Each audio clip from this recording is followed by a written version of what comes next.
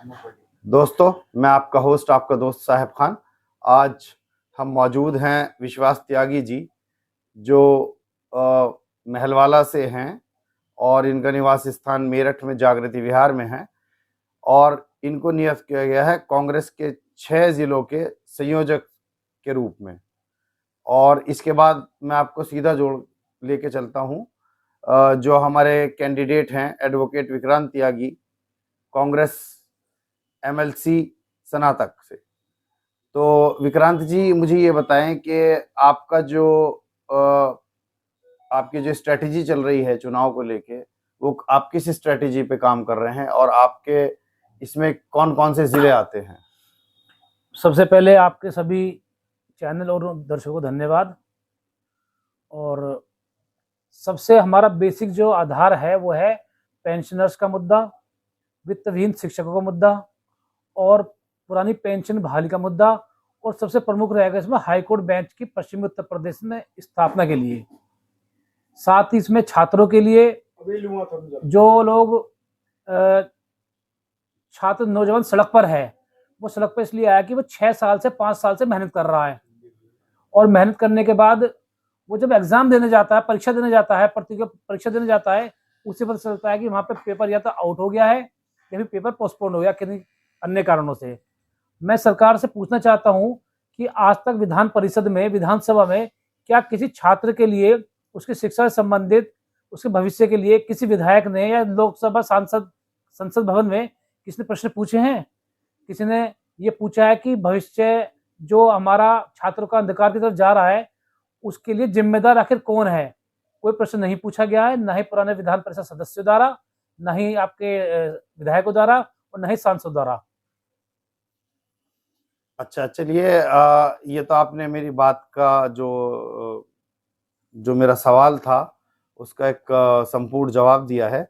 मैं इसमें एक सवाल और करना चाहूँगा कि मुद्दे तो काफ़ी हद तक अभी और बहुत सारे पेंडिंग हैं। तो जैसे एमएलसी के अंदर है, तो इसके अंदर और क्या आपके मैनिफेस्टो के अंदर आप ऐड ऑन करना चाहेंगे, और किन चीज़ों के ऊपर आप वो करना चाहेंगे? 2 चीज हैं। पहला ये जो प्रतियोगी परीक्षाएं होती हैं जी उसमें जो छात्र फीस देते हैं जी वो फीस मात्र 1 रुपया की जाए, क्योंकि वो फीस बल्क में जब सरकार के पास आती है, सरकार उस फीस का इस्तेमाल छात्रों के हितों में ना कर अन्य कार्यों में करती है। तो छात्र अधिकारी हैं, उनका छात्रों का अधिकार है कि वो निःशुल्क प्रतियोगी परीक्षा दें। ये नहीं कि हजार रुपये आप उनसे ले रहे हो, सेंटर डाल रहे हो आप, यहाँ का इलाहाबाद जाने में 1000-2000 रुपये खर्च जाते हैं, रात को बस स्टैंड पे, रेलवे स्टेशन पे सोता मिलता है।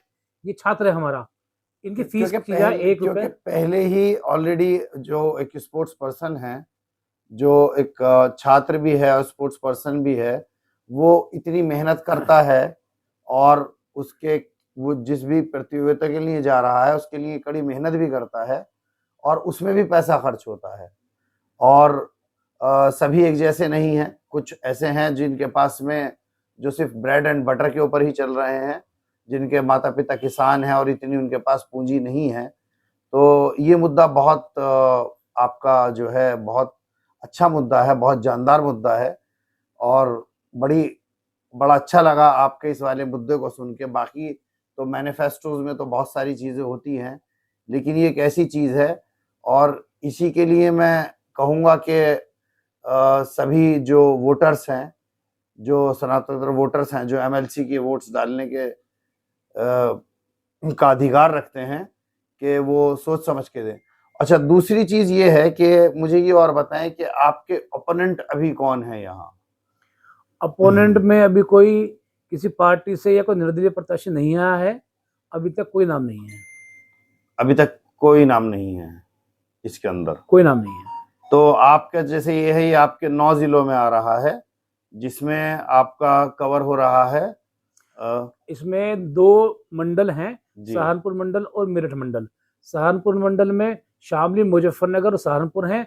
मेरठ मंडल में मेरठ, हापुड़, गौतम बुद्ध नगर, बुलंदशहर, गाजियाबाद, बागपत और नोएडा, ये 9 जिले हैं। सही। और आप अपनी तरफ से कुछ जनता को, वोटर्स को क्या अपना एक पैगाम देना चाहेंगे? मैं पैगाम ये देना चाहता हूँ, बड़े ही शर्म की बात है जो छात्र उधार लेके लोन लेके पढ़ रहा है, उसको प्रवेश शुल्क के नाम पे, परीक्षा शुल्क के नाम पे सरकार पैसा लेती है, करोड़ों रुपए आते हैं और वो पैसा सरकार वो करोड़ रुपया ऐसी जगह लगाती है जहाँ पे छात्रों को मतलब नहीं है। ये पैसा छात्रों को हित के लिए लाइब्रेरी खोलकर उनको फ्री में कोचिंग देकर उन्हीं पे खर्च किया जाना चाहिए। दूसरी बात यह है कि मैं सभी से चाहता हूँ कि सभी लोग अपनी जो ग्रेजुएट 2022 तक कर चुके हैं वो अपनी वोट बनवाएं। वोट बनाने के लिए ऑनलाइन प्रोसीजर भी है, ऑफलाइन भी है, और किसी भी तरह से ये ना सोचे कि ये चुनाव हमारे लिए नहीं है, ये चुनाव आपके लिए ही है। अगर आप मजबूत प्रत्याशी को जिताकर विधान परिषद में भेजेंगे तो वहां पे आपकी आवाज बुलंद होगी। आपकी आवाज बुलंद करने वाला, छात्रों की आवाज बुलंद करने वाला, कर्मचारी की आवाज बुलंद करने वाला, वकीलों की आवाज बुलंद करने वाला, वित्तहीन शिक्षकों की आवाज बुलंद करने वाला कोई विधान परिषद में नहीं है। अगर हो तो आप सर्च कर लीजिए, आपको कोई नहीं मिलेगा। आपसे अपील है ज्यादा संख्या में वोट बनवाएं। बिल्कुल, बहुत अच्छी बात कही विक्रांत जी आपने, और इसी के साथ मैं आपका बहुत बहुत धन्यवाद करूंगा और आभार व्यक्त करूंगा कि आपने अपने कीमती समय में से हमें अपना समय दिया। इसी के साथ मैं आपका होस्ट, आपका दोस्त साहेब खान, फिर मिलते हैं अगले एपिसोड में। धन्यवाद।